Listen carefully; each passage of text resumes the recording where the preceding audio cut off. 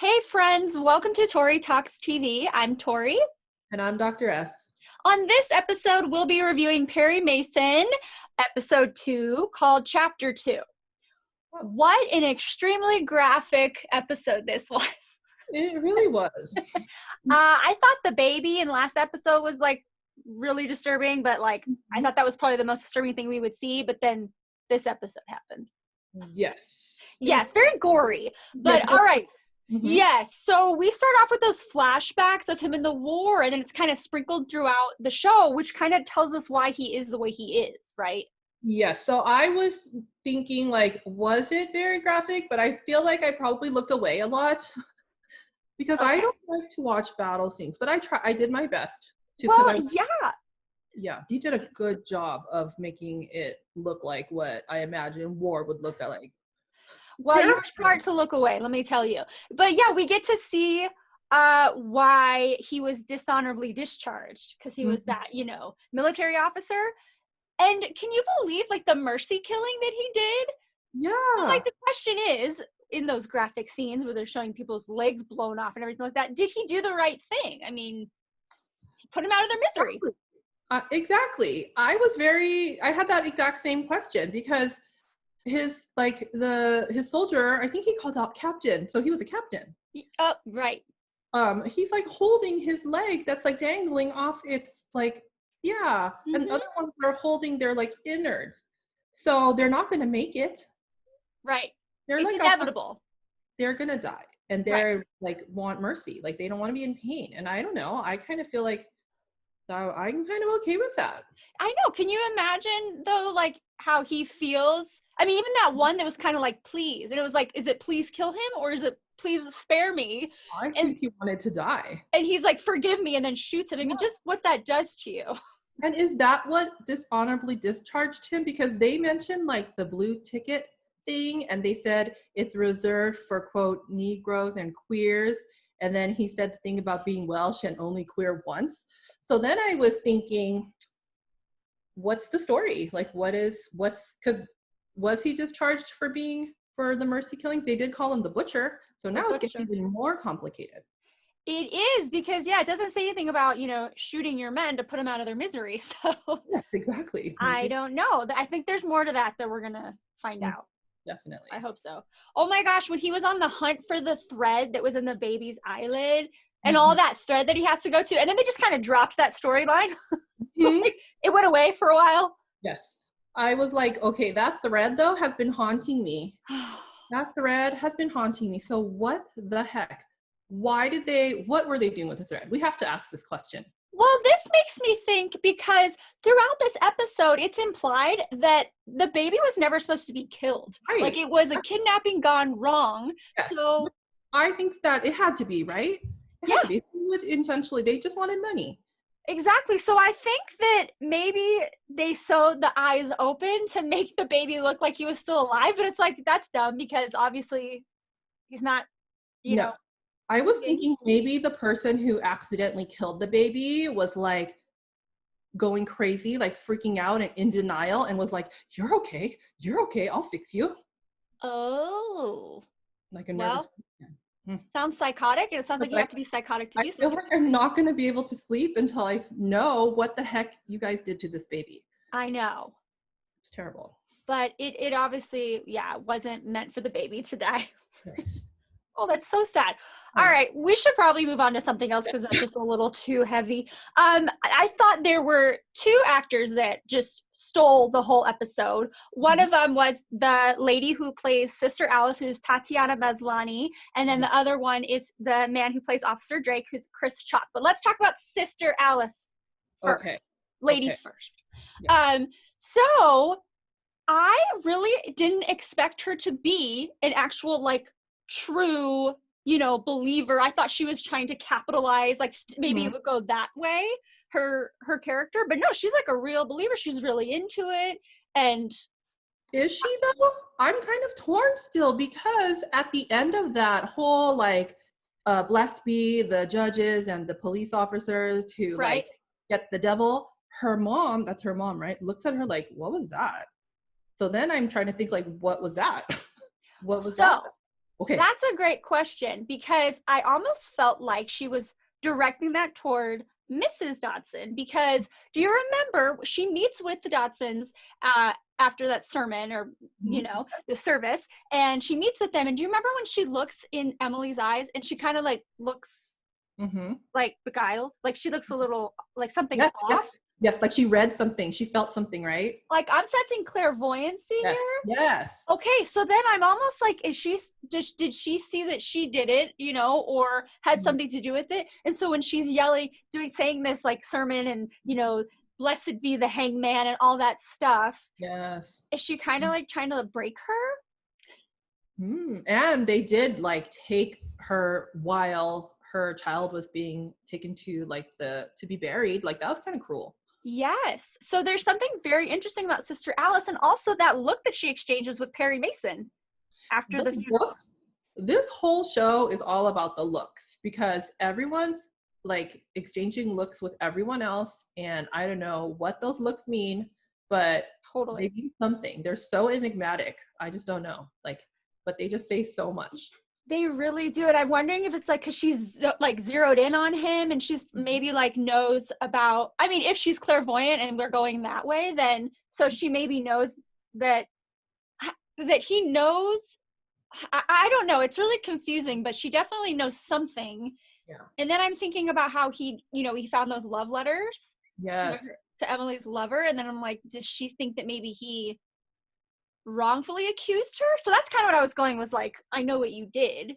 Because like he kept repeating, or he had to say to himself, he said infidelity, is not a crime. Right. Or is it murder, right? Right, exactly. So she's very interesting, more interesting than I thought she would be. Yes, definitely. And I just don't know the role that the whole church angle plays in it, because now we know that Charlie Dodson, or the dad, is the son of Mr. Baggerly, who's so Matthew Dodson's father is Mr. Baggerly, right? Yes. So then he's and the church guy too. So then I don't know, maybe Sister Alice is more involved than that's why she's like trying to like find the devil, like cast blame elsewhere, take attention off herself. By the way, though, I was mesmerized by how she could wear that white dress, and it just like fit her so well. It just worked. Like, no, what's under there? Like, what? It was like fit perfectly. Yeah, that's a good question. No, good point. She just wears that hairdo so well. Yeah. She's very charismatic. The actress, and obviously Sister Alice. Yeah. But yeah, what about when Emily Dodson, and when we realize, she's calling the lover, and then here goes my graphic scene, when Perry Mason finds him, and he blew, or did he blow? He blew his head off, but did he do it? Was that note planted? Yes, that's a good question too. I don't know. This is all very confusing. That was very confusing. And then it was like his teeth. It was like the bridge. Like, I don't understand. So, yes. No, I'm glad you brought that up, because I was like, what you doing there, Perry? Why are you touching his mouth? Like, what are you doing? And then I'm like, oh, because just to have a callback at the end, when Officer Drake finds the teeth, right? So then the guy who fell off onto the stairs, that was this George. But didn't that guy die? But did that guy not die? Or did they take his teeth and plant it there? His body. They took his body and then made it look like he killed himself, because his body disappeared. But then the note at where he blew his head, oh my gosh. Fake that though? They planted that. So this is crazy. They killed the guys. George runs away, but then he falls.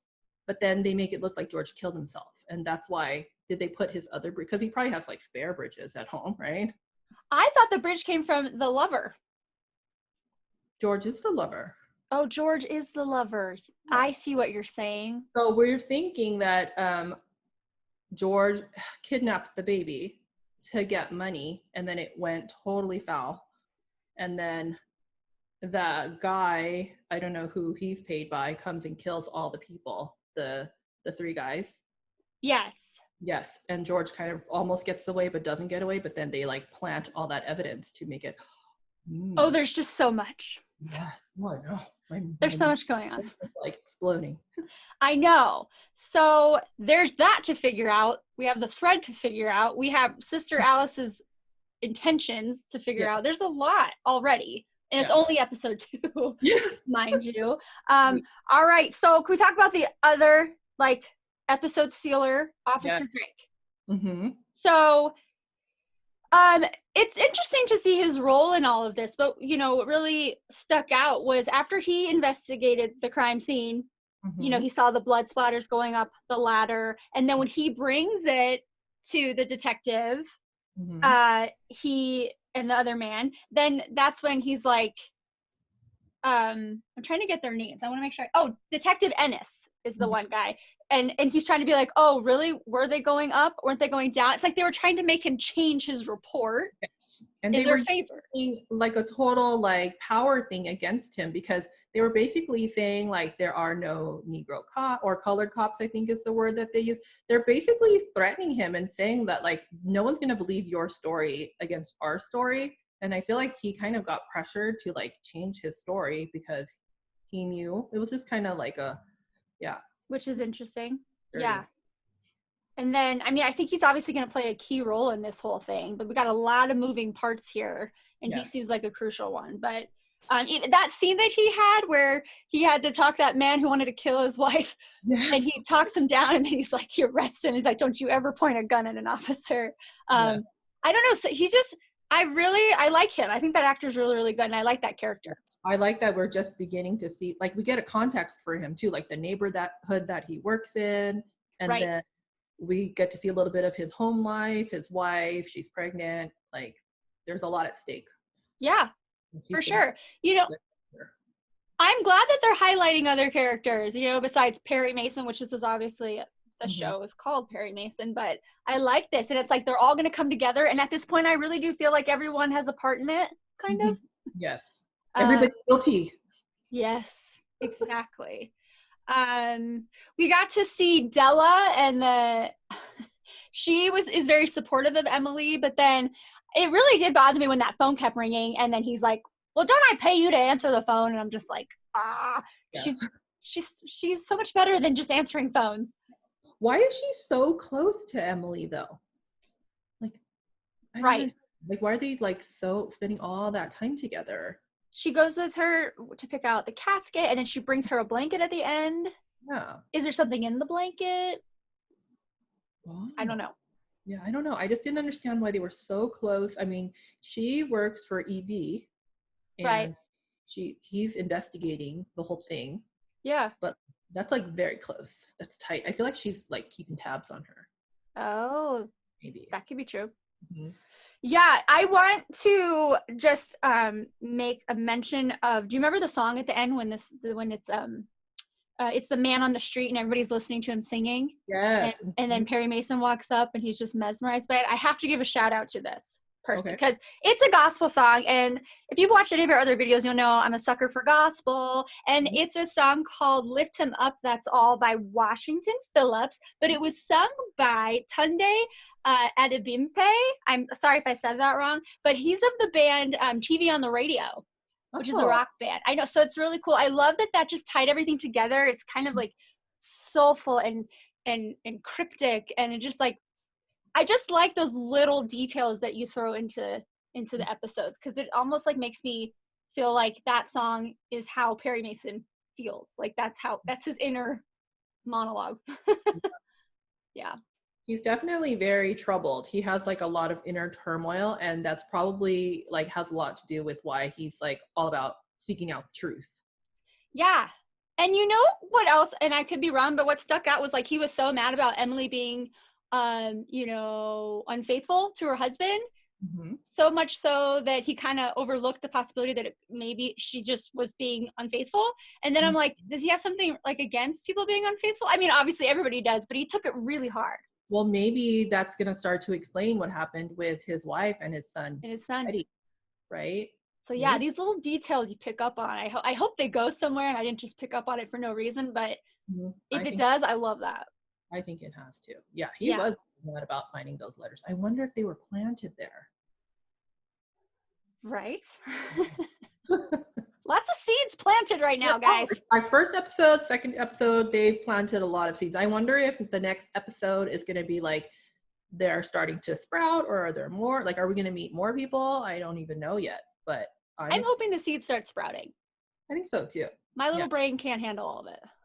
Juggling, because we still need to go back and see like Lupe and like, you know, all that whole storyline. Wasn't even in this. Yeah. No, I feel like there's a lot of like we've seen like different groups of people, and now we're going to see like how they interact, right? So it's going to be good. And just the fact that it's like set in the past, like in LA, I feel like it's kind of like a good environment to kind of, I feel like it's going to kind of use it as a way to like talk about contemporary social issues, because like setting something in the past or in like another genre makes it kind of like more digestible for like people to you know, think about and watch. Oh, that's true.